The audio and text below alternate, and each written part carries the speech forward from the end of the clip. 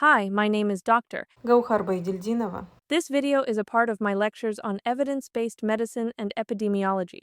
We have reviewed studies focused on individuals. Now, let's move on to population-based studies, starting with cross-sectional studies, which contrast with longitudinal studies. Cross-sectional studies assess a population at a single point in time, providing a snapshot of the current state. In comparison, longitudinal studies follow participants over a longer period, offering more of a slideshow rather than a snapshot. Longitudinal studies aren't a separate type of study, which I mistakenly omitted in the chart, but rather a characteristic of certain studies, like the number of centers. They are typically cohort, prospective studies, or any experimental studies that observe a group over time, rather than assessing their performance at one point. Key characteristics of cross-sectional studies. They are observational studies conducted at one specific point in time or over a short period, allowing for the simultaneous evaluation of multiple parameters in subjects. They are particularly useful for measuring the prevalence of diseases or risk factors in a population, helping estimate disease burden and healthcare needs. Many cross-sectional studies use questionnaires for data collection. Cross-sectional studies, in addition to medicine, common in fields like psychology, sociology, and marketing. Advantages of cross-sectional studies. They are quick and cost-effective to conduct. Data collection is straightforward, often through simple surveys where participants fill out questionnaires. The advantage of such research is that subjects are not deliberately exposed or treated, and therefore ethical difficulties are rare. As I said, cross-sectional studies are mostly about asking people. These studies use only one group, collect data just once, and allow for the analysis of multiple outcomes at the same time. Disadvantages of cross-sectional studies. Representativeness.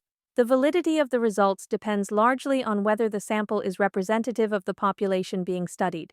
For example, if you survey women from low social strata to determine the prevalence of domestic violence, or conversely, only survey women from affluent, highly educated backgrounds, the findings may not apply to the general population. Honesty of respondents. If it's difficult to obtain accurate information about certain variables, like socially unacceptable, for example, promiscuity, or illegal behaviors, such as substance use, the results may not be reliable. Uncertainty about the sequence of events. In cross-sectional studies, it's often unclear which event came first. For example, 30% of people with stroke also have depression, but it's unclear whether depression results from the stroke or if people with depression are more likely to suffer from a stroke. Being unproductive because you're depressed, and being depressed because you've been unproductive. Failure to study rare diseases.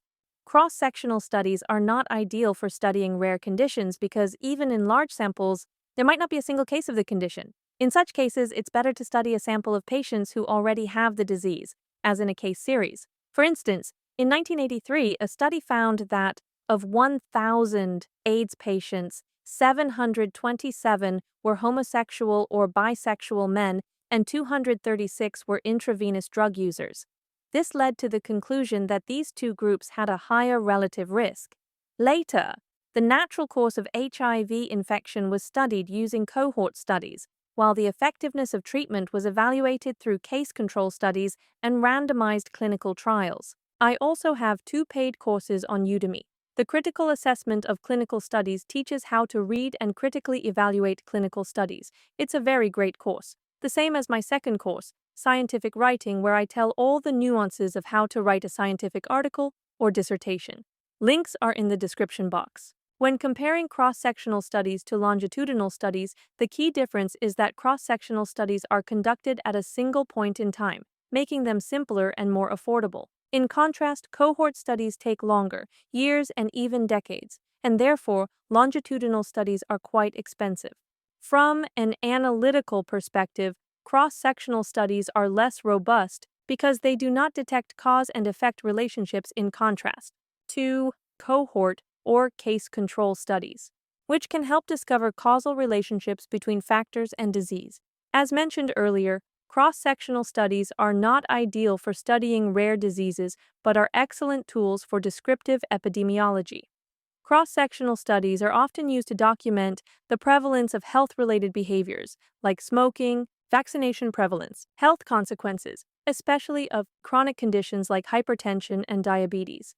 Here's an example of such a study. This article, which is a cross-sectional study based on its title, evaluates possible associations between COVID-19 morbidity, mortality, GDP, weight, non-communicable diseases, and vaccination rates.